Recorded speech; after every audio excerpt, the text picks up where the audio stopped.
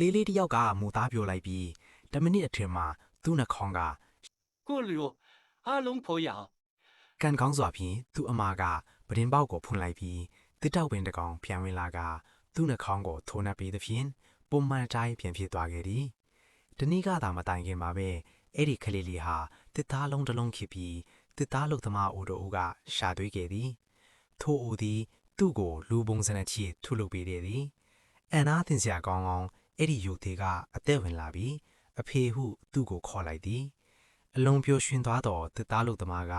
သူ့သားအသည့်အတွက်အဝိအစားများပြုလုပ်ပြီးသူ့ကိုကိုယ်တိုင်မြင်နိုင်အောင်ပြသခဲ့သည်သို့သောရုပ်သေးကိုလမ်းလျှောက်တတ်အောင်တင်ပေးနေချိန်မှာပင်ကလေးလေးကရုတ်တရက်အပြင်သို့ပြေးထွက်သွားပြီးအိုသောတစ်သားလုတ်သမားကိုကြော်လွန်သွားခဲ့သည်ခွေးတကောင်ကလိုက်တက်ပြီးတော့သူပြန်လာခဲ့သည်အိမ်သေးတိမ်မီးလောင်အောင်လှုပ်ပြီးအိပ်ပျော်သွားခဲ့သည်တစ်သားလုတ်သမားကတကားခောက်သည့်အချိန်မှာကလေးလေးနိုးလာတော့လေသူ့ခြေတော်များမီးလောင်ပြီးပျောက်ကွယ်သွားခဲ့သည်ကိုတွေ့လိုက်ရသည်